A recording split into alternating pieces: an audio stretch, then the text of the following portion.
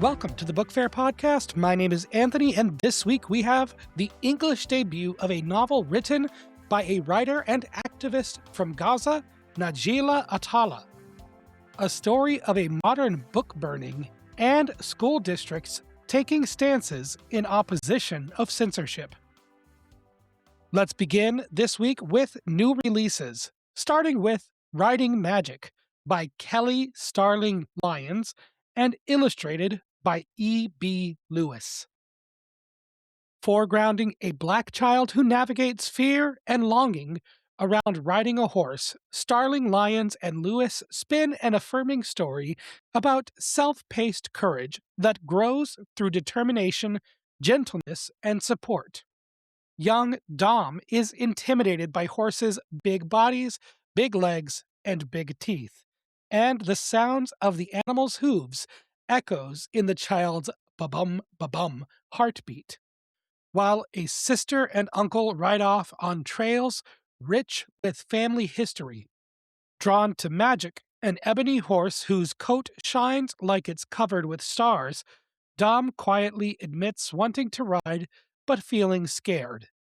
Time spent listening to relatives' steady reassurance and brushing magic's stardust coat help Dom gather confidence, and a dream about people who look like me riding long ago results in a feeling of readiness. When Dom finally mounts, the child's pulse matches the horse's rhythmic clip-clop, signaling a triumph rooted in connection rather than bravado or pressure. Luminous watercolor illustrations with prominent brushwork emphasize scale, light, and expression, capturing the protagonist's vulnerability and growing resolve. It's a portrait of bravery found through self-attunement. This book is recommended for ages 3 to 7. Next is Serpent on the Mountain by J. Casper Kramer. Following the conclusion of the Vietnam War, tweens grapple with familial and communal challenges in this haunting novel by Kramer.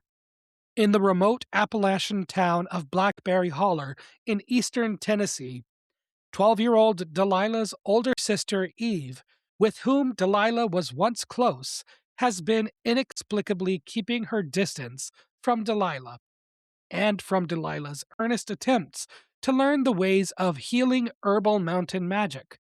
Meanwhile, Delilah's younger sister, Jezzy, proves herself always ready to brawl with neighborhood boys. The arrival of traveling preacher Brother Jones instills hope in Delilah that her sibling conflicts, as well as other tensions at home, can be resolved. After he rescues Delilah from a rattlesnake, Brother Jones invites the family to attend services at his new church. But the promise of salvation soon gives way to unease.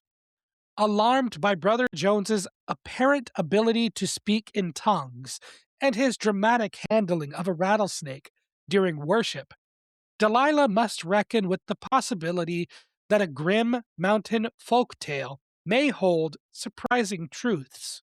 Delilah's perceptive first-person narration and imagery-rich language conjures a chilling Appalachian backdrop populated by strong, memorably rendered white-cued characters. It's an ominous tale that thoughtfully explores cultural tensions and competing beliefs. This book is recommended for ages 8 to 12. Next is Liberty's Forgotten Hero: The Revolutionary Life of James Forten by Kesha L. Grant and illustrated by Anastasia Maglore-Williams.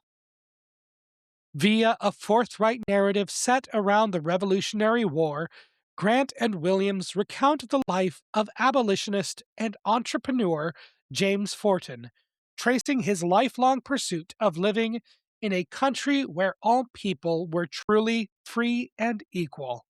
A free-born child, Forten spends his early years working in a Philadelphia sail loft. Inspired by the American Revolution's promise of liberty for all, he joins the crew of a U.S. ship at the age of 14.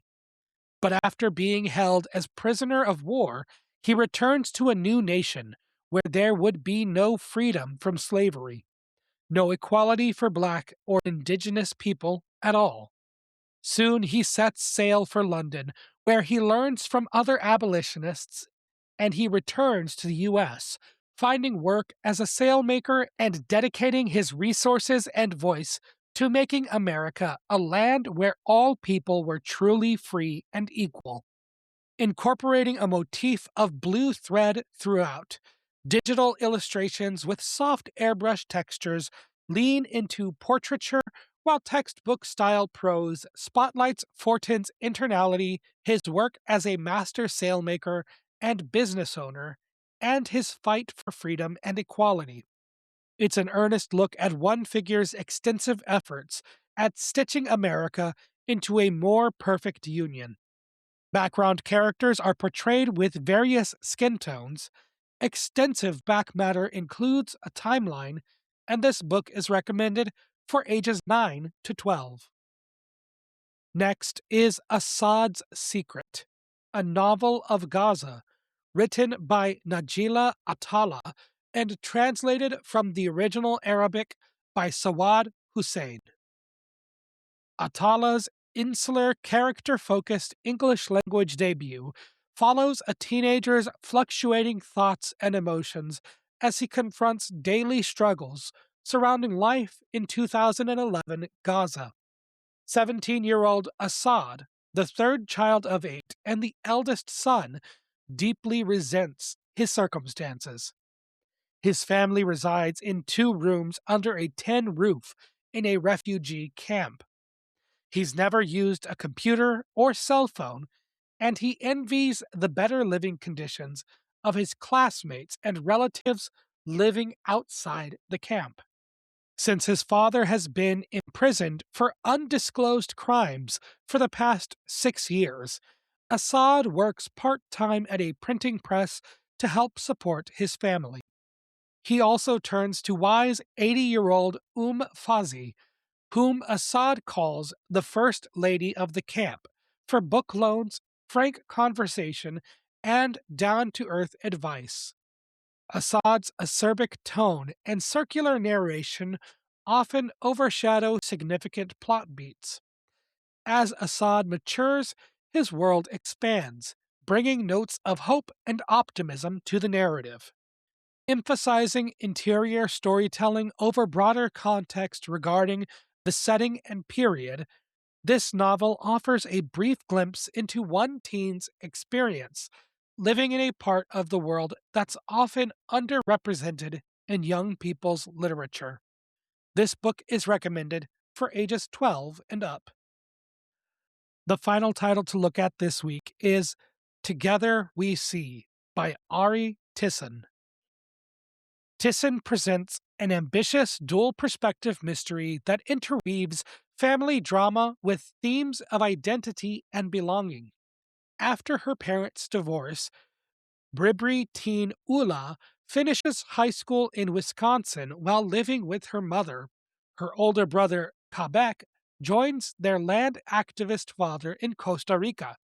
Ula frequently feels at odds with her dad, whom she believes is forsaking his familial responsibilities in favor of advocating for political reform. His sudden death brings the siblings back together on Bribri land, where their grief quickly gives way to suspicion about the event's cause. As they prepare for the funeral, Ula and Kabek launch an investigation uncovering a tangled web of family secrets and bitter land disputes. Conflicts sharp enough to suggest that their father may have been murdered. Time-stamped chapters alternate between Ula's staccato first-person narration and an omniscient chorus of ancestral matriarchs, building tension and lending the story a lyrical cadence as the search for the truth guides Ula toward a more complex understanding of both her parent and herself. Tightly constructed and featuring thoughtful reflections of indigenous identity, This resonant and rewarding novel will appeal to fans of Angeline Boulley. This book is recommended for ages 12 and up. That covers the new releases for this week. Next, we'll be taking a look at some news. But first, if you appreciate the work being done on the Book Faire podcast, there are a number of ways to show your support.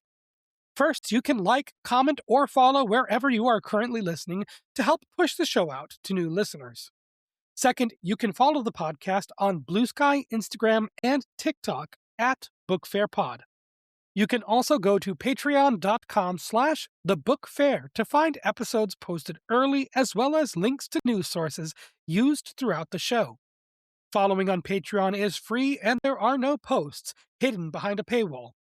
Of course, the best way to help the Book Faire podcast is simply to share it with a friend, an educator, or a young reader in your life. Now, on with the show. Next, let's take a look at the news, starting with a story about new libraries fighting against the various entities targeting public spaces. Last October, in Chicago, Illinois, Mayor Brandon Johnson signed a resolution banning immigration and customs enforcement officers from city-owned properties, which includes libraries. However, Chicago Public Library was only able to bar entrance to ICE officers under narrow parameters, making the recent order less effective at protecting communities. This is where a new independent organization stepped forward. Sukasa Liberation Library is one of several new anarchist libraries, completely autonomous and separate from public funding, and therefore separate from the regulations that public libraries have imposed upon them, which extends to requirements to cooperate with federal officers. These anarchist libraries build on the values of traditional libraries, connecting people to resources and promoting access to information. The main difference is that these libraries heavily feature programming and collections linked to political and social movements they support. Autonomous libraries are fighting against more than just ICE in cities targeted by the Trump administration. They also prominently feature frequently banned books and take their collections to communities with mobile libraries. I'm more than happy to report the good work that these independent institutions are doing, though it would be preferable if there were no need for them in the first place. There is also a space in the market with these libraries for conservative groups to mobilize in similar ways, pushing religious indoctrination and whitewashed nationalist propaganda revisionist history.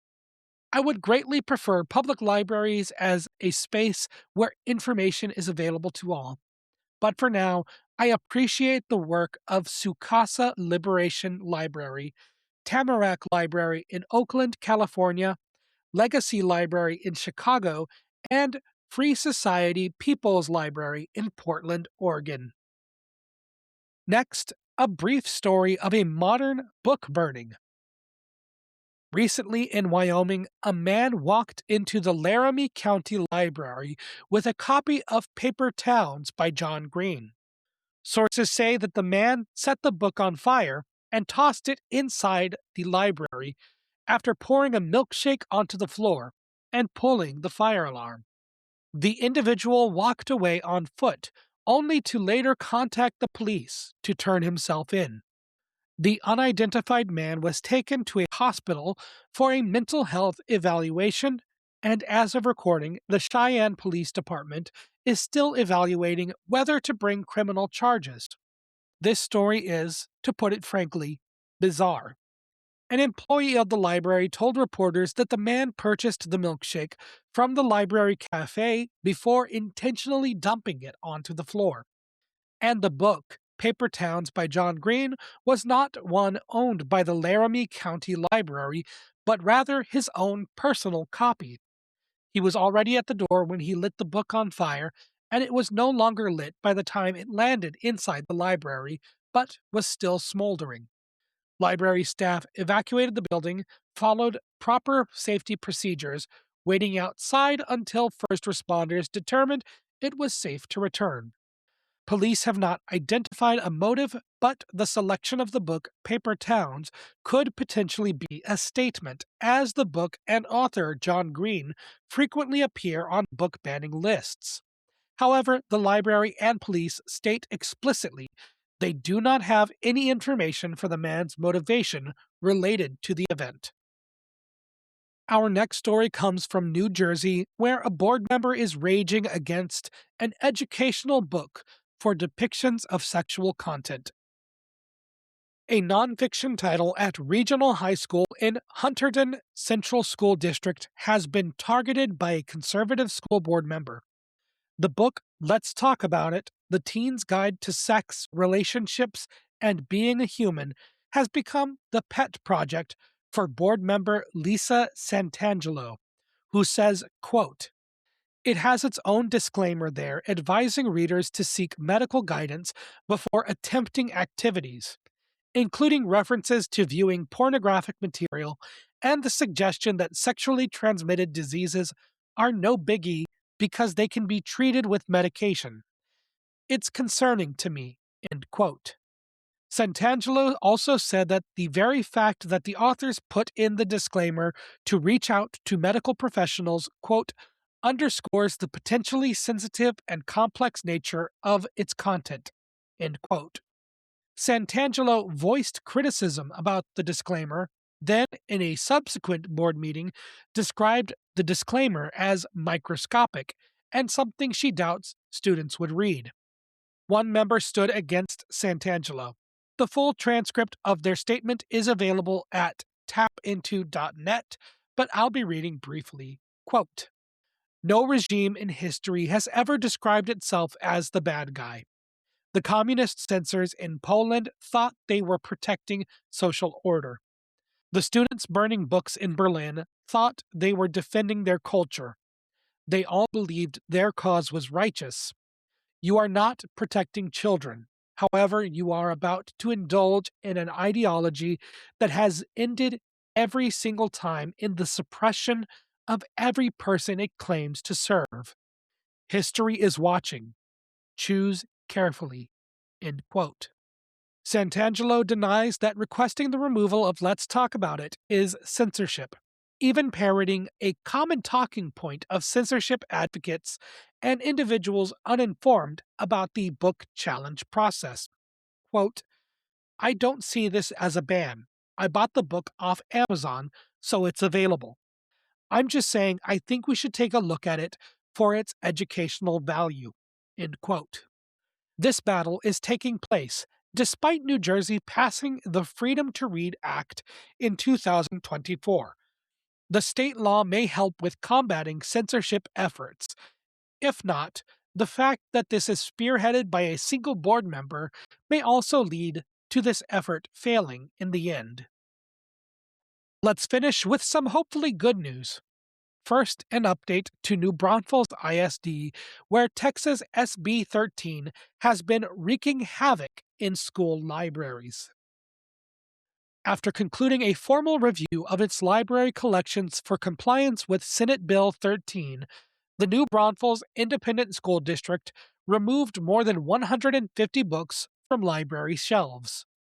The process has been covered extensively on the Book Faire podcast, and now the school district is taking a small step back from the unilateral removal of titles. This may be a response to pushback, or perhaps district staff are not in support of censorship. It's hard to say given how the story has unfolded so far, but the school district is offering members of the community a chance to appeal the removal of any book the district review team found to be non-compliant with SB 13, and that they think should remain on NBISD shelves. Appeals will follow the formal complaint process like any other grievance, and the process would be used to return a library book back to the shelf.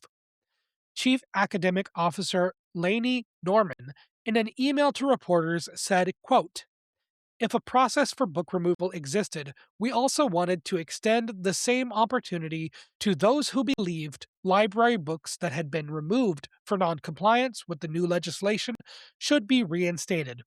Because this new legislation is new for everyone, it was important that we evaluate our systems and provide multiple opportunities for community feedback and input as we navigate the new legislation. End quote. If you live near New Braunfels, you can find links to the appeal form as well as a list of all titles removed on New Braunfels ISD's website. And as always, direct links to stories are available at patreon.com/thebookfair.